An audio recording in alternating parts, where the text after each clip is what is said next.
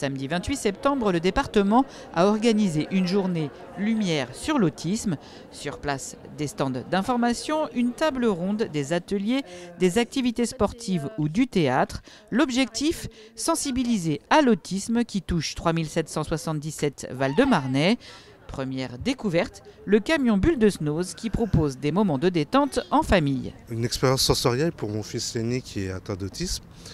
Donc on est rentré dans cette bulle reposante qui offre beaucoup de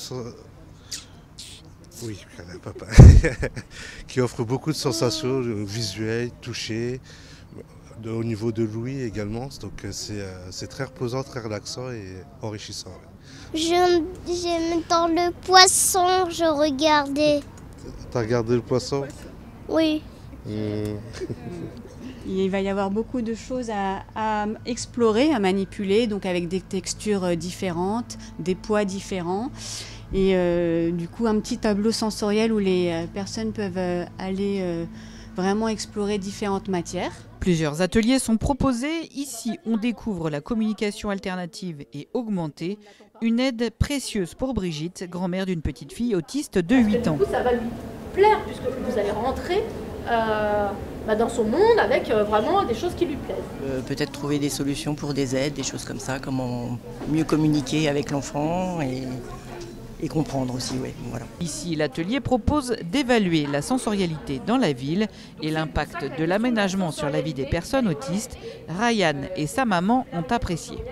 Oui, très intéressant parce que du coup on apprend des choses sur l'urbanisme et l'autisme.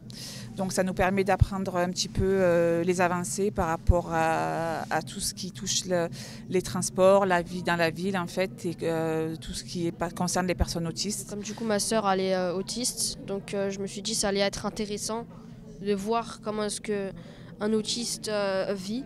Se déplacer dans la ville pour une personne autiste peut être compliqué. Pourtant, de petites choses à changer pourraient améliorer la situation.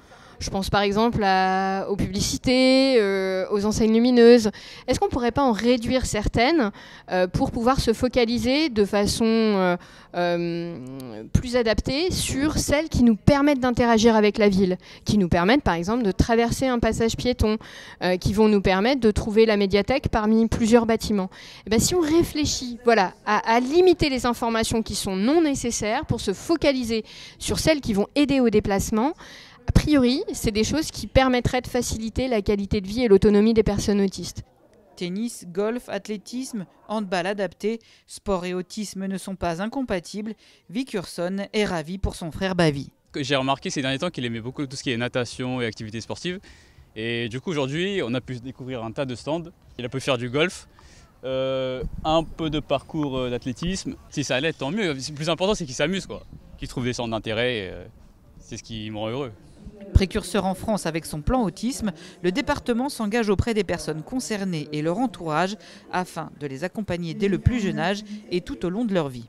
On a une ambition, on va mettre des moyens et on va créer aussi du lien, du travail en commun pour essayer de répondre au mieux aux problématiques des familles qui sont confrontées à cette question et permettre aux personnes qui sont atteintes de troubles autistiques de trouver des solutions, une meilleure place dans la société et notamment aussi des emplois et des stages. Au total, depuis 2021, ce sont 254 places en établissement pour personnes atteintes d'autisme qui ont été créées.